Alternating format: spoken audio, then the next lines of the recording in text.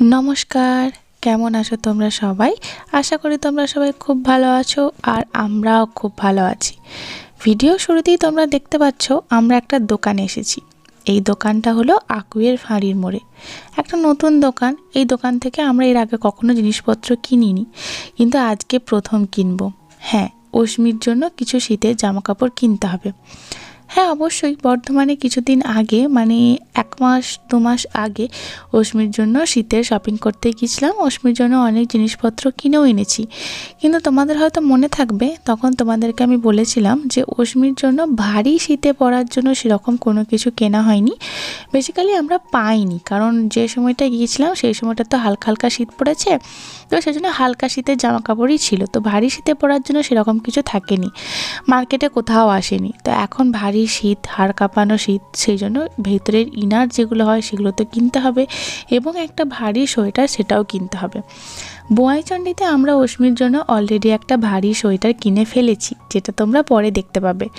এখন আমরা কিনছি, মানে বোয়াইতে এই ইনারটা পেলাম না, তো সেই জন্য আকুইয়েতে এলাম। যেহেতু আকুই দিয়ে আমাদেরকে যেতে হবে, তো সেই জন্য ভাবলাম যে চলো বোয়াইতে যেহেতু পেলাম না তাহলে আকুই কিনে নেওয়া হবে। এখন সেটাই কিনছি। কোথাও সাইজে ছোট পাচ্ছি, কোথাও সাইজে বড় পাচ্ছি। ফাইনালি এটাই নেব ডিসাইড করলাম। সমস্যা যেটা হয়েছে, যে জামাটা মানে উপরের যে টপটা ইনারের, সেটা মানে সাইজটা ঠিকঠাক হচ্ছে, কিন্তু তার সেটের যে প্যান্টটা, সে প্যান্টটা অতিরিক্ত বড় হচ্ছে। আবার প্যান্টটা অস্মির সাইজে নিতে গেলে জামাটা মানে উপরের যে টপটা সেটা ছোট হচ্ছে। তো সেই জন্য আমরা ভাবলাম যে ঠিক আছে, আমরা জামাটাই বড় নিই এবং তার সাথে প্যান্টটা অতিরিক্ত বড় হলেও সেটা পরেও পরানো যাবে। প্যান্টটা না হয় এবছর নাই বা পরালাম, তার সাথে দেখলাম এরকম সুন্দর সুন্দর উলের হাতে বোনা বা মেশিনে বোনা আমি জানি না, কিন্তু পুরোটাই উলের এরকম ছোট্ট ছোট্ট জামাও বিক্রি হচ্ছে। ভাবলাম যে অস্মির জন্য নিই, কারণ খুব পছন্দ হয়েছিল।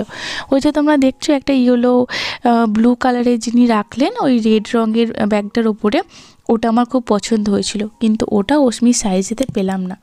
তো সেই জন্য বললাম যে যদি এছাড়াও অন্য কোনো পাওয়া যায় ওই সাইজে আর কি, তাহলে সেরকম নেব, কিন্তু সেরকম সাইজে আর পেলাম না বলে আর নেওয়া হলো না। যেটাই পাচ্ছিলাম সেটাই মানে এই বছরটাই কোনো রকমে টেনে টুনে পরাতে পারবো, সামনের বছর কোনো মতেই সম্ভব নয়। আর এই শীতের জামা কাপড় তো তোমরা জানো এই মাত্র 2 মাস পরবে। যদি এই 2 মাসের জন্য কিনি, তারপরে সামনের বছর যদি পরতে না পারে, তাহলে আমার মনে হয় সেটা ওয়েস্টই করা হবে। তো সেই জন্য আমি আর নিলাম না। চলো, আমাদের এখানে জামা কাপড় কেনা কমপ্লিট। ভাগ্যিস কিনেছিলাম। আজকে যদি অস্মির জামা কাপড় না কিনতাম তাহলে যে কি হতো, কেন বলছি সেটা পরের ভিডিওটা দেখলে বুঝতে পারবে। আমরা চরম ভুল করতাম। ভাগ্যিস আজকে কিনে নিয়েছিলাম। এই যে তোমাদের অস্মি রানীকে পুরো ফুল প্যাকড আপ করে নিয়েছি। যেহেতু এখন তোমার কটা বাজবে, 11:30 মতো বেজে গেছে, কারণ আমরা 11টার সময় বাড়ি থেকে বেরিয়েছি। প্রচুর রোদ, মানে ঠান্ডার কোনো নামমাত্র নেই, কিন্তু ওই গাড়িতে হাওয়া লাগবে, ফুল প্যাকড আপ করে নিয়েছিলাম। তোমাদের অস্মিকে দেখো কি সুন্দর স্কুটিতে বসে এদিক ওদিক দেখছে। আসলে না ও ঘুমিয়ে গিয়েছিল, মানে আমরা যখন বাড়ি থেকে বেরোই বোয়াই আসি, বোয়াই ওর জন্য সোয়েটারটা কিনি, তারপরে যখন আমরা এই আকুই পর্যন্ত আসি সেই মাঝখানেও ঘুমিয়ে গিয়েছিল। হঠাৎ করে ঘুম থেকে উঠে দেখে ওর জন্য দোকানেতে এরকম জামা কাপড় কেনা হচ্ছে। আমিও আজকে রেডি হয়েছি। এই যে কুর্তিটা আমি পরেছি সেটা কি তোমরা বুঝতে পারছো কোনটা? ওই বর্ধমান যেদিন গিয়েছিলাম সেখান থেকে একটা উলেন কুর্তি আমার খুব পছন্দ হয়েছিল। তোমাদেরকে আমি বলেছিলাম এরকম একটা কুর্তি নেওয়ার আমার খুব শখ ছিল। আমি সবাইকে পরতে দেখেছি, আমারও নেওয়ার শখ ছিল, কিন্তু ওই নেবো করে আর নেওয়া হয়নি। তো ফাইনালি তখন নিয়েছিলাম, তো সেটা আজকে পরলাম প্রথমবার। কেমন লাগছে অবশ্যই জানিও। আর এই যে আমাদের সব কিছু কেনা কমপ্লিট, সব কিছু নেওয়া কমপ্লিট। এবার আমরা মাঠের মাঝখান দিয়ে যে সরু রাস্তাটা চলে গেছে ওই রাস্তা বরাবর যাচ্ছি। কোথায় যাচ্ছি তোমরা নিশ্চয়ই বুঝতে পেরেছো। আমি যাচ্ছি আমার বাবার বাড়ি। আজকে আমার বাবার বাড়িতে নবান্ন। যাওয়ার সেরকম কোনো কিছুই আগে থাকতে প্ল্যান থাকেনি, কারণ তোমাদের দাদাভাই আসবে না কি আসবে কোনো ঠিক থাকেনি। আর এই একদিনের জন্য যাব, সেই টোটো ভাড়া করে এটা ওটা সব কিছু গুছিয়ে একদিনের জন্য যাওয়া, একবেলার জন্য যাওয়া, সেটা কোনো মতেই সম্ভব নয়। যেহেতু এটা শীতকাল, জানো তো তোমরা, বাচ্চাকে একবেলার জন্যই কোথাও নিয়ে যাও বা 2 দিনের জন্যই নিয়ে যাও, ওর সমস্ত জিনিস একদম বেঁধে পোটলা প্যাক করে যেতে হয়। তো যেহেতু তোমাদের দাদা ভাই এসেছে, তো সেই জন্যই আমাদের বাড়ির সবাই খুব জোর করছিল যে যেহেতু ও এসেছে তাহলে স্কুটি করে একবেলার জন্য নবান্নটা আর কি আমরা নবান্ন খেতে হোক, বা নবান্নটা একটা উপলক্ষ মাত্র, তো নবান্ন উপলক্ষে আর কি বাবার বাড়ি থেকে যেন ঘুরে আসি। তোমাদের দাদাভাই প্রথমটা একদমই রাজি হচ্ছিল না, তারপর আমার জোড়াজোড়িতে রাজি হলো। কারণ এই কয়েকদিন ধরে তোমরা আমার ভিডিওতে দেখেছো যে কীরকম নাজেহাল অবস্থা হয়েছে, এত কাজ এত সব কিছু ছিল। তো সেহেতু যদি একবেলার জন্য বাবার বাড়িতে গিয়ে একটু রেস্ট করা যায় তাহলে ক্ষতি কী, বরঞ্চ ভালোই হবে। কারণ বাবার বাড়ি গেলেই রেস্ট করো আর নাই করো, ওই যে মানুষজন, চেনা জায়গা সব কিছু দেখলে অটোমেটিক মনটা ভালো হয়ে যাবে, একদম ফুল এনার্জি পাওয়া যায় শরীরে। এই যে চলে এসেছি আমরা আমার বাবার বাড়িতে, দেখতে দেখতে দেখো চলেও এলাম এতটা রাস্তা। বাড়ির কাজ প্রায় অলমোস্ট রেডি, ওই প্লাস্টারটুকু আর কি হচ্ছে, বাইরেটা প্লাস্টার হচ্ছে, এখনও ভেতরে প্লাস্টার হয়নি। এই যে এরকম দেখতে লাগছে। বাড়ির সামনেটাতে একটা গোয়াল বাড়ি বানিয়েছে, গোয়ালটা আগে বানানো দরকার ছিল, কারণ গরুগুলো ছিল আমাদের অন্যদের বাড়িতে, তো সেই জন্য আর কি গোয়ালটা আগে বানিয়েছে। ঘুমটা ভেঙে গেছে, এই ঘুমটা ভেঙে গেছে রে।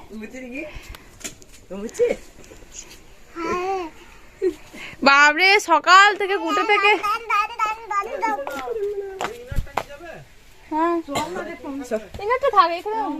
লাগবে না।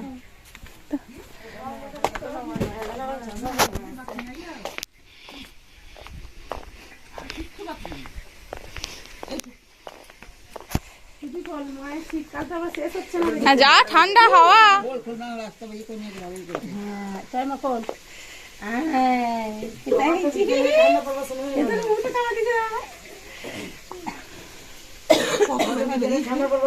এগারোটায় বেরিয়েছে।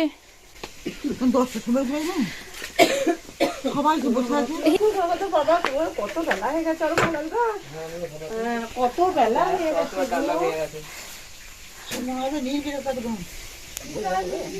আমার দোষ নাই এবারে। নবান্ন, নবান্ন জিনিসটা কি আশা করি তোমরা সবাই জানো, সেটা নতুন করে বলার আর কিছু নেই।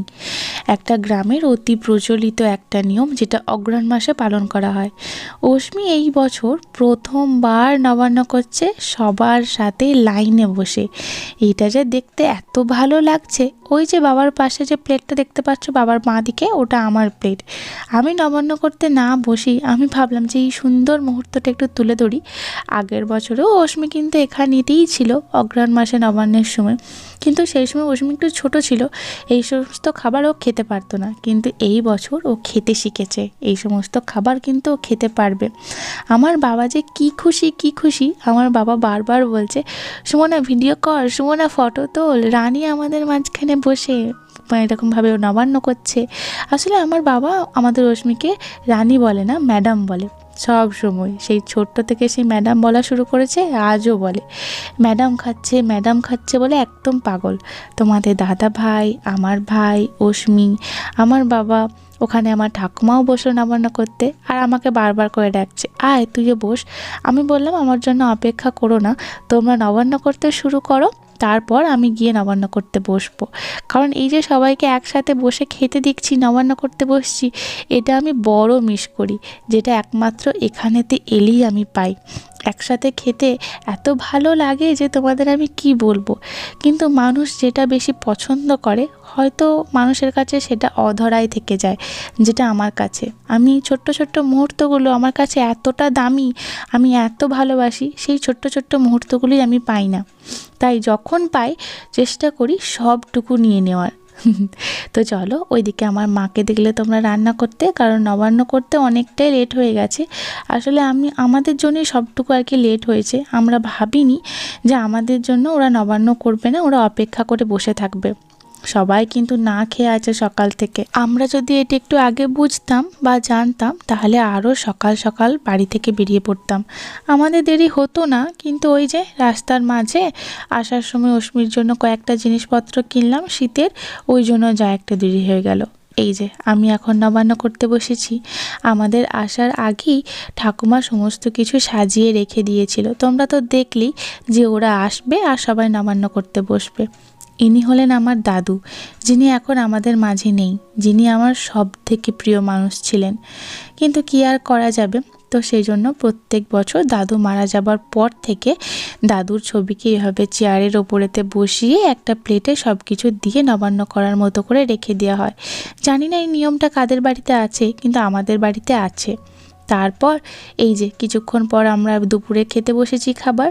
আজকে অনেক কিছু হয়েছে, পুনকো শাক হয়েছে, ওদিকে পাঁচমিশালি সবজি মানে যেটাকে চচ্চড়ি বলি আমরা, সব থেকে সুন্দর হয়েছিল। তারপরে ওটা বাঁধাকপির তরকারি, তারপরে ভাজা, অনেক রকম ভাজা থাকে নবান্নয়, বড়ি ভাজা, আলু ভাজা, বেগুন ভাজা, আরও কত কি ভাজা ছিল, অনেক কিছু ভাজা ছিল। আর এদিকে দেখো আমি এখন শাকটা দিয়ে শুরু করলাম, তারপরে একে একে সমস্ত সবজি দিয়ে শুরু করছি। কতদিন পর মায়ের হাতের রান্না, মায়ের হাতের রান্নার জন্য একটা আলাদাই স্বাদ। আসলে মায়ের হাতের রান্না তোমাদেরকে এই জন্য বললাম, কারণ এখন আমাদের বাড়িতে রান্নার দায়িত্বে আমার কাকিমা। আমার কাকিমাও কিন্তু খুব সুন্দর রান্না করে, কিন্তু আজকে দেখলাম মা রান্না করছে অনেক দিন পর, সেই জন্য মায়ের হাতে রান্না খেয়ে এত ভালো লাগলো। তারপরে আবার সবাই মিলে একসাথে খেতে বসেছি, এ যেন আমার কাছে এক উপরি পাওনা। আর সমস্ত খাবারই যেন একদম অমৃতর মতো লাগছে, মনে হচ্ছে না আরও খাই আরও খাই। আর ওই যে ডালও ছিল, মুগ ডাল বানিয়েছে, কারণ তোমাদের দাদাভাই মুসুরি কলের ডাল খায় না, মানে ডাক্তার আর কি খাওয়া মানা করেছে। খায় না একদমই বলা ভুল, মানে ওই অল্প একটু আধটু আর কি, যদি খুব জোর করা হয় তবে। তো সেই জন্য মা তার জামাইয়ের জন্য, শুধু জামাইয়ের নামে হলেও সবাই খেয়েছি আমরা, মুগ ডালই বানিয়েছিল। তারপর ডাল মেখে ভাত খেলাম। তারপর এখানেতে ছিল মায়ের হাতের স্পেশাল মাছের ঝাল। তোমরা যারা আমাকে অনেক দিন ধরে চেনো বা অনেক দিন ধরে ভিডিও দেখছো, তারা তো তোমরা জানোই যে আমার মায়ের হাতের সবথেকে স্পেশাল হলো মাছের ঝাল। তারপর জানি না এই ভিডিওটা আমি আর কতদিন শেয়ার করতে পারবো। সেটা হচ্ছে আমার ঠাকুমা প্রত্যেক বছর, মানে আমি আমার জ্ঞানও তো দেখে আসছি, জ্ঞান হবার পর থেকেই এই সময় ঠাকুমাকে আমি বলছি একটু হাই করে দাও, ঠাকুমা তোমাদের সাথে, ওই জন্য হাই করছে। প্রত্যেক বছর দেখে এসেছি এই নবান্নর সময় যে পায়েসটা করা হয়, যেটা সব থেকে স্পেশালি বানানো হয় এই দিনে হবেই হবে, সেটা হলো এই পায়েসটা। আর সেটার দায়িত্বে থাকে আমার ঠাকুমা। আর ওই যে কি বলে সরস্বতী পুজোর সময় যে সিজনে পঞ্চমী হয়, তো সেই সিজনাটা মানে গোটা সিদ্ধটাও বানায় আমার ঠাকুমা। এই বছরে দুটো দিন, এই দুটো দিনে ঠাকুমার হাতের এই দুটো স্পেশাল রান্না এত ভালো লাগে, এত ভালো লাগে যে তোমাদের আমি কি বলবো।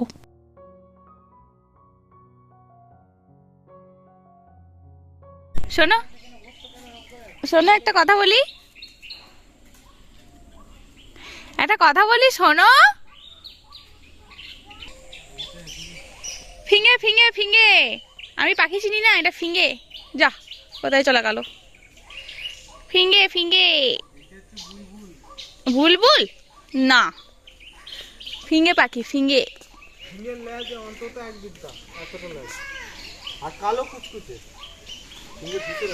কি মা, কি হলো? ওইটা কি, ওইটা কি পাখি বলো? যে ইয়েলো ইয়েলো, এটা কি পাখি বলো? যা, ক্যামেরায় আসবে না। হ্যাঁ কুকুরটা আছে, খালি কুকুরটা আছে। চলে এসো চলে এসো চলে এসো চলে এসো।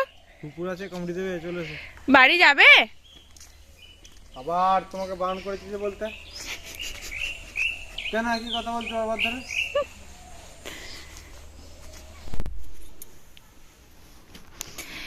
ঠিক এখান থেকেই, এই ঘর থেকেই, এই ওপর থেকেই আমি আমার ভিডিও করা শুরু করেছিলাম, ইউটিউব জার্নি স্টার্ট করেছিলাম।